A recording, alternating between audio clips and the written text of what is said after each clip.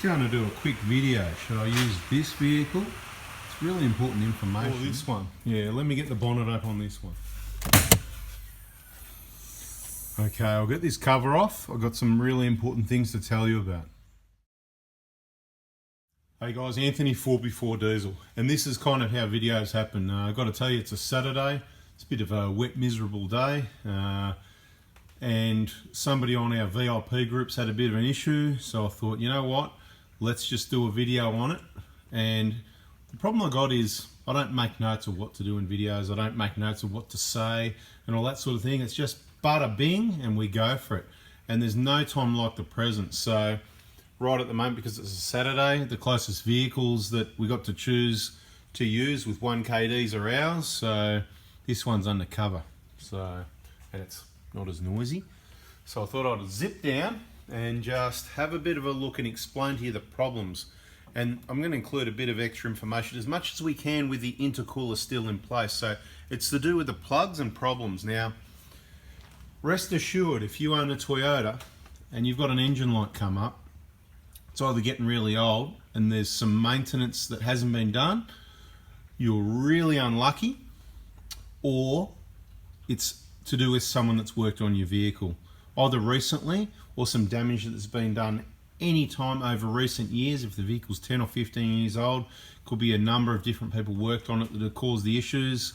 It's pretty straightforward. It's to do with wires, okay? So with wires, little wires like this, you know, wires, you know, metal fatigue, you wobble wires around, eventually they're going to break. If you pull on wires and wobble them, eventually they're going to break. The harder you pull, the less they're going to take before they break. Now, so someone's had I think the code they said was a 0488, okay? So probably with a P somewhere before it, but you know what I'm talking about. Diagnostic trouble codes, 0488.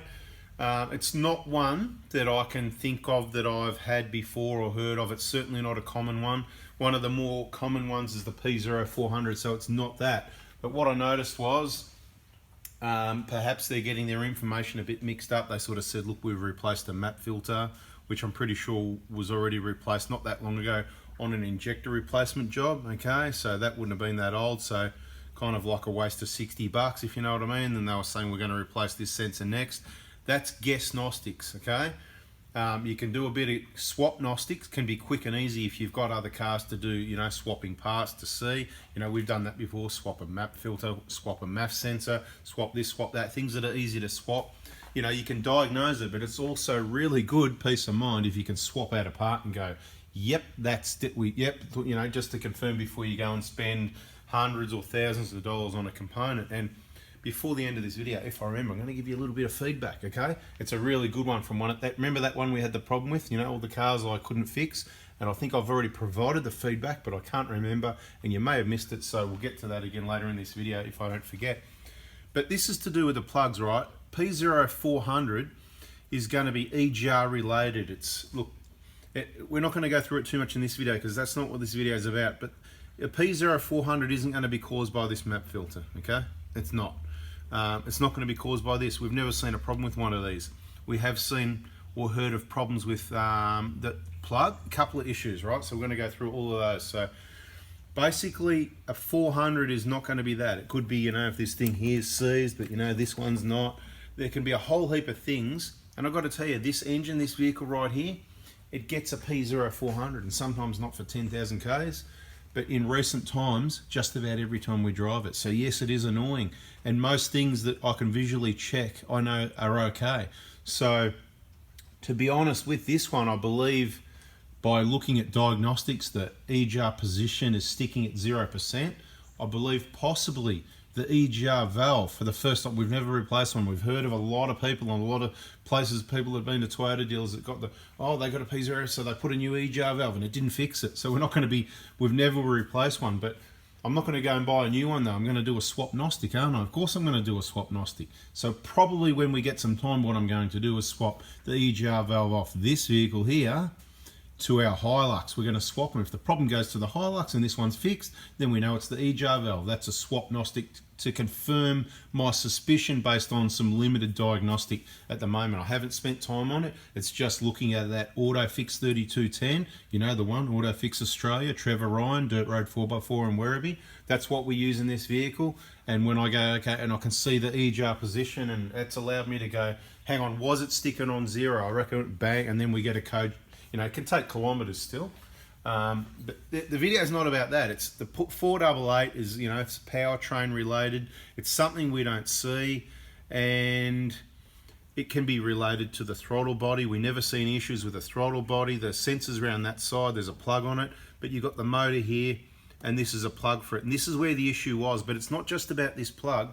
A couple of things I'd like to say. Now, there's a number of plugs that are very much the same. So this is the first thing I want to say. So in this case, it's that plug. Now I'm going to have to refresh my own memory here. I believe that this plug and this plug and this plug, they're all the same. So my suggestion of the fix, I'll get through the exact problem in a minute, is the easiest way is to go to the wreckers, chop one off, you know, chop this one back here as far as you can. And then of course you're going to, once you've got it and you have a look and you go, yep, it's all good, 3 wires, that's your easiest way, because you can obviously open this up, cut them back, solder them, put some heat shrink in place, do a really good job of it. Because if this is pulled out, and that's what the problem was, I think it was the bottom wire here on the throttle motor, it was pulled out. There's little rubber, I just call them little rubber grommets. There's a proper name for them. What are they? Weather seals, whatever they are anyway, right? I'm not the electronics engineer, electronic component dude. I'm the rubber grommet guy, right? Now, there's a few places you got to watch out for this, because this is rare, and I haven't seen this before on these vehicles myself. So I don't know someone's been yanking on, you know, pulling here, what's going on to pull. In my opinion, it would take a lot of force. Why do I say that? Because there's heaps of these vehicles, heaps of people work on them, and I haven't seen it. And I've seen a lot of butchered stuff, and I haven't seen this one before. So what we have seen is on the injector plug, same sort of thing. There's a wire goes in, and there's like it's like a rubber grommet type thing goes in behind it, right? I don't even know if I got any spares here. I did have some. I'm not going to try and find them. It's going to waste time. So if you're doing your injectors, or somebody's ever done your injectors, or there's a chance someone's been in there before, one of the first things you're going to check if you get an injector code or any codes that relate to components, it's not going to be the component. It's not going to. Well, it could be. It could be the injector. Like that. I think the codes are 200 or something like that. It could be the injector, but it could be the plug. Okay. It could be the map sensor, but it's not going to be. It's more likely the plug. It could be it's more likely the plug, and so on and so on and so on. So you got to really check, right? These have been on and off heaps, right? Now the other issue, it's not just the wires getting pulled in the plug. So there's a number of people that have had. I've had these. I've told you before in other videos. You may or may not have seen them. People with chips, okay? There's some chips, they interface between, they go up here and the injectors plug into the wiring loom and they're all zip tied up. And what happens, because there's too much going on under there now, with an extra wiring loom running from here back up down there with this wiring loom, there's too much there and it's a bit tight, and that wires and things are on it's not a OEM factory Toyota reliable design anymore. There's other wires and stuff there, and they rub on the fuel pipes and stuff like that. And I had one where the wire was all but rubbed through. There was one strand left, because what happened, the vehicle was running. It was running average, but it was running. It wasn't misfiring when I started work on it. I did the injector job, and then I went to start it up. I went, hang on, is this how it went? Yeah, I think this is how it went. It's years ago. I'm going back now. So I could be wrong, so check my other videos, and whatever that story says is more right, because that was years ago when I told the story. But basically, it was running okay, other than the injectors were flogged. I did the injectors and I started up and it's running on 3 cylinders. What's going on here? Had a quick look, really quick, because I saw, you know, it's a misfire and it's new injectors, nothing wrong with the injectors. Let me have a look. Are they plugged in? Let me have a closer look at the plugs. And yeah, one of the wires, no, that's not right. No, I got my 2 stories mixed up, okay? What happened was, there was one, the chip one, let me get this right, the chip one, that's right. As I was pulling it apart, I noticed, and I had a look at it, and you could see where that pipe was sort of, if that was the wire and the pipe had been, you know, the wire's been rubbing, all the wires were rubbed through. It was just the last, there was like one strand left, and I'm like, yeah, obviously this is going to break as soon as I touch it, whatever anyway. So I got it all sorted. There's no issue. We replaced the plug, a little bit of wire, got it all fixed. Happy days, right? That was one of them.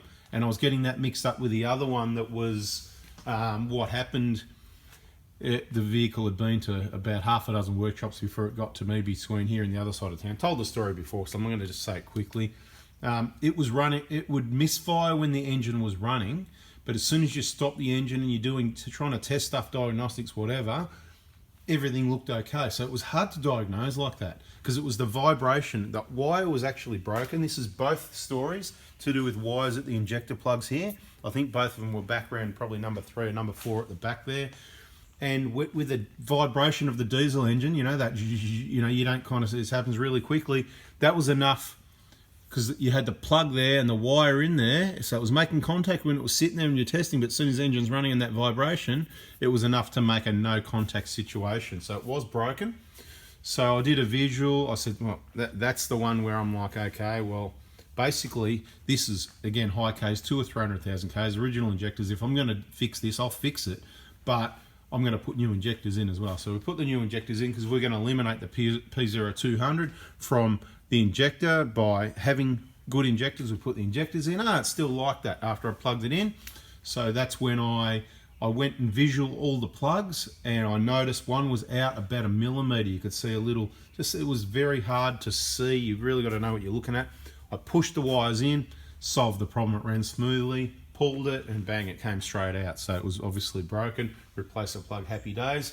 We've only seen it on the injectors here at the Prado hospital. All these other ones we haven't seen. We've just heard of this one, and more to the point, not just the grommets. This time it was the grommet, but it can be the plug. See these tabs? Now, until recently, right, until a year or two ago, I could say we've never had any broken plugs. But we had a vehicle that some people that regular viewers will know, the vehicle that came from Mackay, right? So obviously it's the Queensland, the heat, the North Queensland, or maybe the salt as well. Whatever it is, it makes these plastic components brittle. And if they're probably, well, in this case, it was about 14 years old. Every single clip I went to release just like this, right? Just like that, not broken, not anywhere near breaking. Click, broke, click, broke, click, broke. Pretty sure just about every bloody plug on the car broke. No, well, it wasn't quite that bad, but there was about 3 or 4 plugs in this sort of area that all broke. And it's as simple as that to remove them. And it's just as simple to refit it, right? So personally, one hand, I'm pushing it in because if you're trying to push that and there's pressure backwards on the plug, it's kind of like sticking. So I'm sort of like pushing in, I'm pressing to release, no more than I have to, and then a gentle pull. Well, so, you know, whatever, right? You can do it all day long, you know, they work really well. That's how I do it. I prefer not to just go like, you probably can, but you might slip and yank on the wire. I don't want to pull. That's why I'm doing the video now, right? I'm trying to show you, don't just go like that and pull, because when it doesn't come off, well, you might be pulling on these wires. See this here? There's these little grippy things here. It can't be just my common sense. Hasn't everyone else got this common sense as well? I know you haven't. I know a lot of people haven't. That's why I'm trying to get you to think again, right? Now that I mention it, and I've never noticed or looked before, see this common sense? There's some little ridgy things there, both sides. So the Toyota engineers have got common sense as well. So what you do, this is where you're pulling on any plug, right there, right? Here, all we're doing is squeezing, we're not pulling, and then we're gently, you can push and pull a bit, whatever you need to do to get it to work. No need to push that any harder than you have to, or you may risk breaking it, especially if you're up the top of WA, Northern Territory or Queensland. So you can see all the grommets, they're all in good place, right? Happy days, right? So there's no issue here with any of the wiring, right? I feel like double checking it all now anyway, but I know because when we work on these vehicles, I visually check all these sorts of things, and I have not seen any issues like this whatsoever. If I was going to see a wire hanging out of a plug, like what we've seen on the VIP group this afternoon, I'm going to go, hey, this is not good. Depending on the time we've got to sort it out, I'm going to go to my collection, I'm going to, you know, we're going to find one that's chopped there, we're going to open this up, and we're going to replace it because that is really bad. Now, the other thing we've had is, in relation to the broken clips, right, this sort of thing, what I'm talking about, right? Yeah, I'm not scared of unplugging it and plugging it on heaps of times, and you can all have a laugh if it goes snap and breaks on me, because what does happen, from that one vehicle. There was only one. They just snap off there and there, and it's like, it's just hopeless. As soon as you touch them, ping, gone. Now let's have a look, because this video is going to be helpful, right? Same thing with that plug, right? I just want to compare to see if my memory, right? Yep, same 3 pins, same shaped plug. Oh no, it's different because this one's got an offset side. This one is in the middle. Right, now this one, let's have a look at the one on the EGR valve. Okay, so the reason these are different is probably because they're on the same wiring loom. Perhaps, I don't know, so that, you know, people sort of can't get them mixed up. But the plugs are the same, other than that little locator at the bottom. So this is designed to help the people in the video. You're going to need this specific plug. It's going to need to be that one. And I'm just going to show you, you got your own anyway, but the little locator is at that side on the bottom of the plug, right? So we're going to just pop all that back on. So I knew the plugs looked the same, and they are virtually identically the same, those 3 plugs, other than that little, those 3 locators are all in different positions. So if you got a whole stack of those, it doesn't necessarily mean you got the right one unless you've got this one with that locator. Now, there is a place, if you're around Melbourne and if you're into electronics and you don't want to cut your loom, you want to leave the original wire, and you reckon you're pretty confident fitting pins and grommets or weatherproof, whatever you want to call them. There's a place in Mitcham called EFI Hardware. Okay, so EFI Hardware is where you can get plugs like this. You can get pins. You may pay them a little bit extra, and what they'll do, they'll fit the plug, the pins, and some wire. So it'll come with probably 4 or 6 inches of wire or whatever you specify. So instead of paying, I don't know, 10 or 20 bucks for the plug and whatever, add the wire, it might be, I don't know, 20 or 30, 40, whatever it is, and freight, you know, it's probably going to cost you 50 bucks each, whatever. But the point is, so you can either go to the wreckers and get that plug there, or you can, but you're going to need to specify them. So you're going to need to take some really good clear photos. They'll identify the type of plug. There'll be a name for it. I'm sure John's watching, and John F, you know who I'm talking about. He's going to know what the type of plug's called, most likely. I don't. But they'll know. They'll go, yeah, that's a whatever it is. But they'll need to just take note of where that little locator, so you know which one. You've got 3 wires. It's not going to matter what color it is, but I can tell you the top one's blue and red, the middle one looks black, and the bottom one looks white with a black line in it, but I could be wrong. I'm not looking really close, and my eyes aren't that good, and this is why videos are good, right? So what this person did, instead of just going, and they probably should have added some more details, they added it later in the post. This is why our Facebook groups are good. This is why our VIP group's awesome. If you've purchased parts kits from me and you haven't joined the VIP, you're missing out, but it's up to you. You don't have to, I don't want you to join Facebook because I said so, but you don't have to put all your real friends and all your real name and all your details. You just put the side of your vehicle. You put, you know, Fred Flintstone, no, Fred Hilux or Fred Prado, the side of the car. They know what you're about. You join the VIP and you're in an awesome place. So what they did a video talking here, whatever, and it's not about me and what I can do, see, because the video kind of went a bit vague around, you know, about there. It was pretty still, but mate, I couldn't see what was going on. If I see the vehicle in front of me here and I'm inspecting, I'm going to see the wire hanging out, no problem. People that have been to the Prado hospital will tell you, mate, this guy is unbelievable. I drop off the car and bing, bing, bing, he's picking these. We just pop the bonnet, have a quick look before you leave in case there's anything major going on. And like, you know, I already know, they don't have to say anything. Some do, some don't, but I know they're thinking, and I'm not trying to show off or anything. It's just how it is. I know these vehicles, and if something's out of place. But in the video, I promise you, I didn't have a clue what was going on. I had absolutely no idea. But it was luckily the other VIP. So someone, John F, he said, oh, look, you know, that looks a bit, how you going, right? And I'm like, oh, I didn't notice anything, okay. Because I put my reply, and then I decided to check the reply, see what's going on. And my reply was stop replacing parts because they've replaced this, waste of money, they were going to replace that. I said stop, swap Gnostics, guess Gnostics going to cost you money. Put my reply, that was my reply. Then I thought I'll check the replies and we'll have a think about what a 488 is. Didn't even get to thinking about it because we already know that it's not going to be anything powertrain related. It could be related to this area here. We know there's no issues with any of these components. So straight away you're going to go, it's either the clip, and that's what we had on the map sensor once, not here, but this was broken. And if that's broken and that's not pushed all the way in, or it doesn't stay there, you are going to get a code. I can't remember what it is. I can't remember, I promise you. But you can work it out because we don't have these issues, right? But if that clip breaks, personally I just put that tiny little dab of RTV, you push it in, let it dry for an hour or two before you start the car. It's enough to hold it in place. It's never going to come off, but next time you want to get it off, you pull it, it's going to come off no problem. It's not glue, okay? Tiny little dab of RTV. Have a listen to these birds, bloody noisy. Anyway, we're just about done. Got to give you that feedback on that other one too. But I went a bit off topic going back to that one again. So I just wanted to say, so John, he said something about it. And then who was it again? Someone with a T, what was his name? Anyway, he put a photo, right? And he's got a phone and he zoomed it and you could see this bottom wire. It's like hanging out. It's gone, mate. It's a goner. So who's been mucking around, you know, pulling on that wire under there lately? Whatever, something to do with some work that was done maybe, I don't know. You'd think it was something that was done recently because it's not going to just sit like that for ages and be okay, I don't think, you know. It's not going to sit like that for months. So, teamwork, this is the whole thing. The VIP group, awesome. So you could be waiting for me all day. Now, I've got to tell you, I've already said it before. The phone doesn't ring, it's text messages only. I don't work on weekends, but I check the phone every now and then, and I check the VIP group every now and then when I can. But let's just pretend I was away camping for the weekend, no phone service, whatever. You're wasting your time trying to ring me.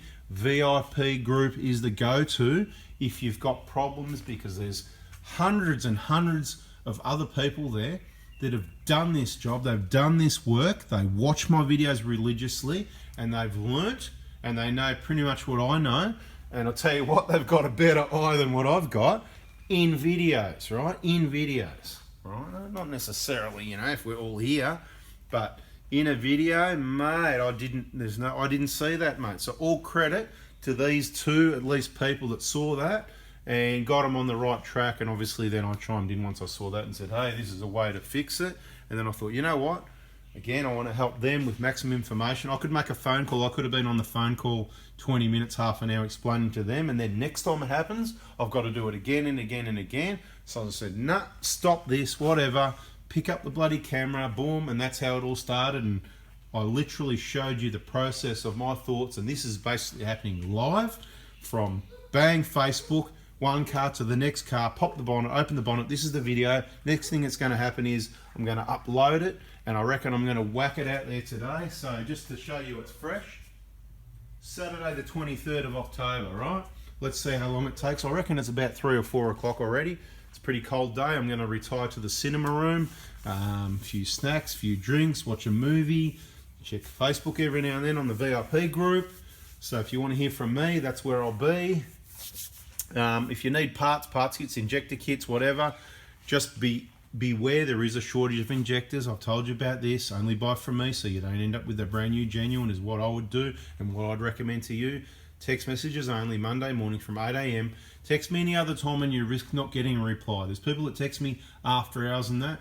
I've said at times, you know, you can do whatever you want. What I'm sort of saying is you can if you want, but there's a good chance you won't get a reply because it just gets lost in the next people that text. And when I open it up, say I go to the phone now and I go, let me just do a check and see if there's any important VIP questions here. And there was another one. I'll tell you about that in a minute. There's a few things to tell you about here. It's all very important.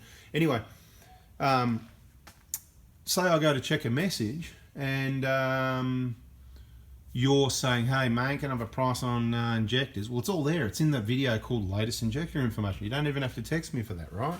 So you need to get on the channel, start watching, search, check the playlists, all this sort of stuff. Get on channel, right? So I'm not going to reply to that because I'm not working on weekends. It's not emergency like the one that I'm about to tell you about. Then what happens is all the other messages come in. Then Monday morning comes around and it's 7:30 or 8. I pick up the phone and I go, okay, bang. I go to the oldest message first that starts on Monday morning, right? I don't go back to what happened on Saturday. That comes after the people that listened and did it Monday morning from 7:30 AM. See how it works, right? And if they keep me busy all day, you miss out, right? So that's how it works.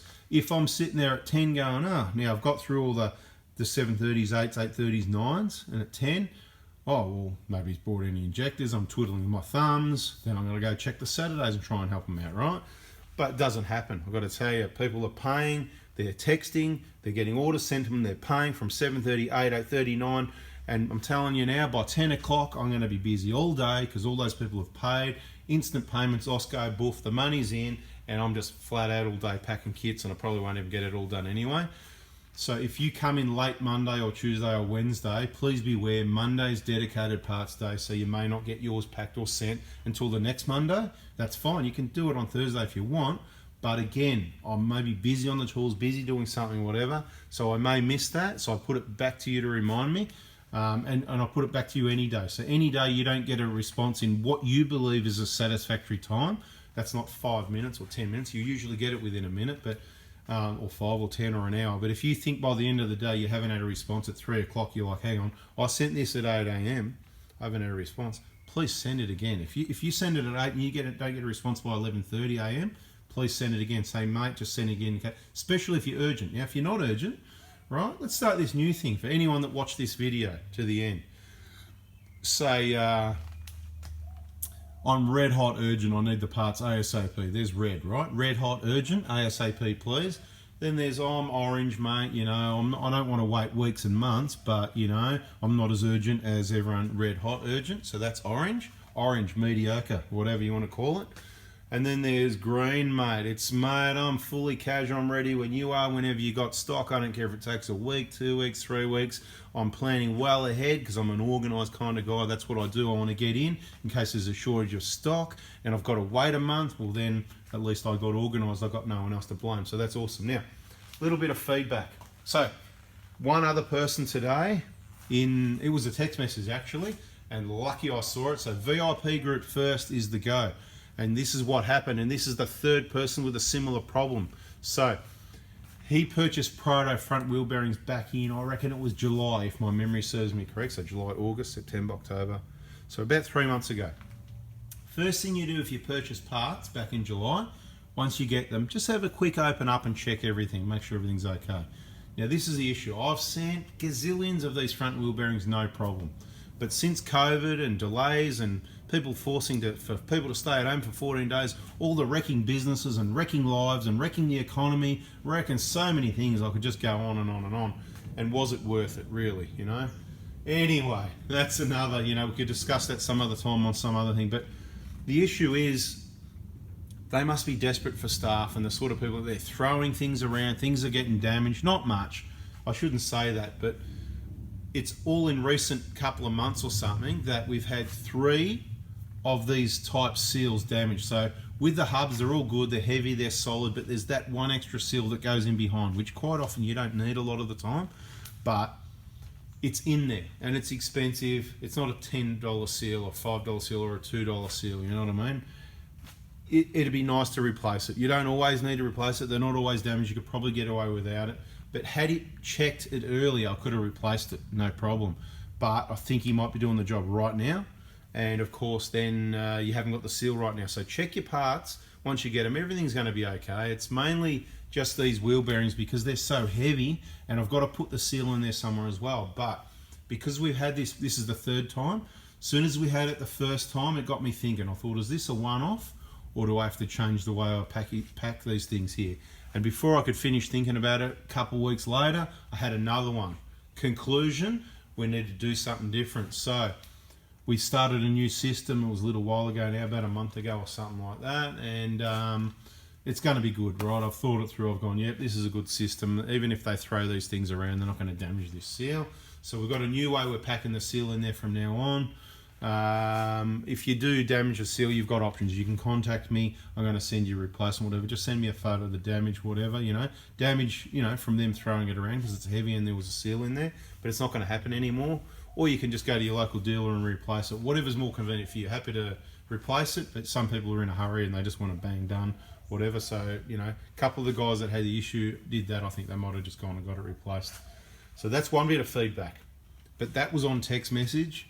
And I may not have been checking it today. I might not have even seen that. So luckily I checked it. He got a heap of responses with options and all that sort of thing. Yep, I can send you a replacement on Monday. Are you doing the job now? But, you know, a bit of hindsight, you know, should have checked, you know, when you got him in July, and we could have sorted out before now. But I got a feeling he's doing the job. So I said, look, just have a look at your seals. You probably don't need to replace them. pick the worst one, replace the worst one, and just leave the other one. I'm sure it'll be fine. You know what I mean? We do a heap of these. Generally, there's no issue. They're just a bit worn, but sometimes they can be worn through the rubber to the spring. So just give it a quick clean up, a little bit of grease, put it back together. It's probably going to be sweet. But of course, we would love to have replaced the seal. So, you know, you can stop doing the job. You can wait for the seal. I'll send it Monday, whatever. Now, with that one, there was a 120 Prado, I think 2008 or 9, somewhere around there. Never been off-road. Had a throttle flat spot, okay, so I'll just describe it quickly. You'd be driving, light acceleration, I'll say, you know, 10%. What was it? You can probably remember off the scan tool for these people that are watching. It was about 10 or 15 or 18%, and it had just dropped to 0. Like, you're driving, forget about the scan tool for a minute. We'd be driving, light accelerator, and it just dropped like there was nothing, and then come back again. And my initial thought, especially because it had the short suction control valve, is suction control valve. And to be quite honest, I'd never had anything exactly like that on one of these cars before, and there's nothing else that made any sense to me. I didn't have to think too hard about it. Nothing that made any sense, right? So it was one of those real epiphany, conundrum, whatever, you know. It was just like nothing makes sense, right? So plugged in the scan tool, had a look. Yep, exactly what it feels like. Throttle's going from 18%, nothing, and then boom, back to 18%. I could be wrong about the percentage, but something like that. So I went, okay. We did the suction control valve because it wanted to be done anyway. I had the short one. They're rubbish. Like I said, like doing injectors, I'm not going to just go do your wiring and fix your problems. If you bring in 300,000 Ks, it's getting injectors if they haven't been done before. Try and fix anything. It's like, you know, if you bring, you know, you got to have the basics right first, okay? I'm not going to go chase wiring problems and misfire problems with old flogged injectors. Same thing, I'm not going to chase a flat spot with a short suction control valve, which is absolute rubbish. So it went in, they were happy, it was all good. Drove the car, no, it didn't fix it. Okay, cool. So I drive it, you had to drive it a fair time for this to happen as well sometimes it didn't happen. And it'd just drop out and it'd come back. Drop out, come back, right? And it was pretty hard to get it to do it. Sometimes you'd be driving 15 minutes, 20 minutes to get it to do it once. Sometimes you drive 15, 20 minutes, it wouldn't do it, so it's a big time waster. So I went, I've heard of this before. I've never seen it here. I've sort of almost seen it here. We had one again the other day, and I went, the accelerator pedal, yeah, fly-by-wire electronics, right? So, you know, on there's like a sort of electronics resistor, whatever, and it's different resistance, whatever, sends a signal up to the other end here, up here, right? So it sends a signal. It's all wireless, right? It's not wireless, it's cableless. It used to be a cable that was really reliable. Maybe they shouldn't have changed it. But anyway, it's just an electronic component bolted down on your floor with a plug plugged into it. It's all done by electronics. So I go, this must be worn, and it's got a little spot on it where it's dropping out, and as you're moving the accelerator ever so slightly, it's getting to that spot where it drops to 0. It makes sense, yeah? All the smart people, John F, he's going, yeah, sounds legit to me. So we've got a 120 here, right here, you know, you're looking at it. So I go, let's quickly rip the pedal out of this, swap it over, and that'll confirm, and then we'll just order the new pedal before we order a new one, because I think it's something like $300 or so, something like that. And you know, I just prefer new. Why get an old one? Well, you could get an old one because we don't see this problem. It's not so this is the sort of component you could go to the wreckers, but wreckers are just going to go, they look up new, oh, 330, let's do it for 250. I'm like, mate, they're rogues, mate. You want, you know, 80% of the price of a new one? Nah, forget it, mate. $100 or see you later. I'll just pay the money for a new one where I get a proper warranty and a brand new one. Anyway, that's how I roll. That's my opinion on it as well, which is why it pays to watch the whole 30, 40 minutes. Look at you if you're still here. Awesome, because it's all information. And you know what? Have I got something better to do today?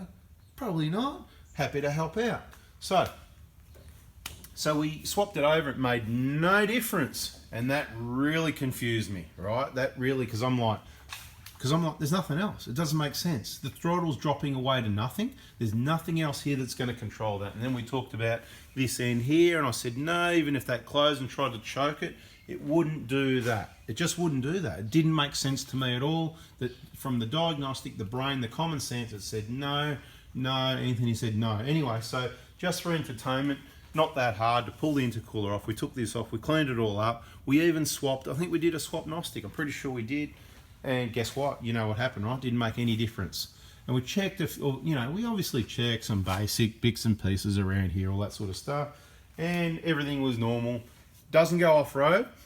hadn't been in a bog hole, because straight away I always think aftermarket accessories, mud, water, whatever. So we checked all the basics in the car. Everything was clean, no bog holes, no lift kits, no off-road stuff. Just an everyday car to the shops, school and back, go and see the family, whatever people do with cars that don't go off-road. I don't know, because, you know, you just go off-road, don't you? Go hit the tracks, get in the bush, whatever, go camping.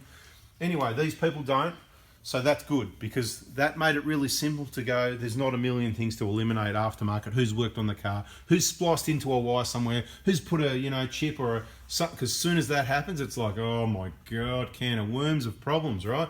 So it wasn't any of that. So basically what I was left with is nothing makes sense. And in my opinion, it was either going to be a damaged wire between there and there, which I really thought was not going to be the case. I was quite confident. Or a faulty ECU, which would have been my next guess, expensive guess, and I've never had a faulty ECU before, and it's the only one we've had, okay? So never before had we, or have we had that since. So am I going to take that guess? No. So we could have swapped it out with another car, right?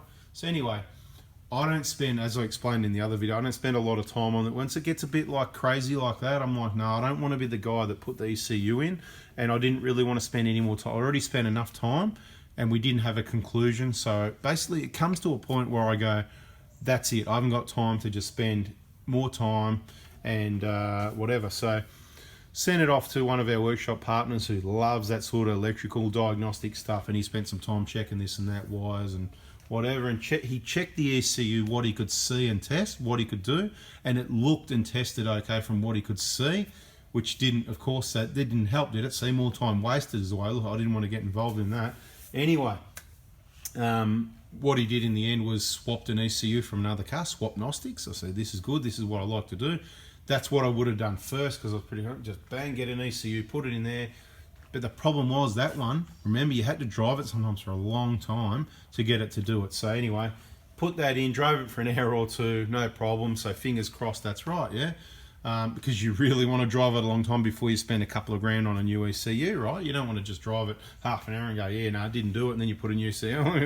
It's not a suction control valve that it needed anyway for a few $100. It's thousands of dollars. So anyway, drove it enough to say that very confident that it's something dodgy with the ECU. We don't know what.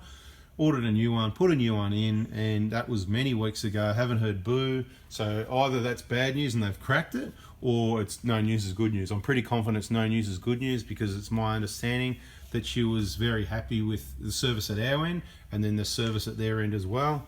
Obviously, you can't keep everyone happy. We all have a bad day every now and then. All this, you know, a lot of crap going on, and you get too busy and whatever. So I apologise in advance and in arrears and every other way if and just be careful of those texts and the messages, because there's no context in there. I'm usually pretty cool, just like this, you know, it's just straightforward thinking. So I've given you the feedback, I've given you all the information I wanted to give you here. I've kept you entertained for about 40 minutes on a Saturday afternoon. I'm going to bang this one out straight away. Please hit the like button. Hope you liked it. You probably already subscribed with the bell on your nuts if you haven't. And what else better is there to watch on a Saturday afternoon? I'll be looking in the comments. Thanks for watching, guys. See ya.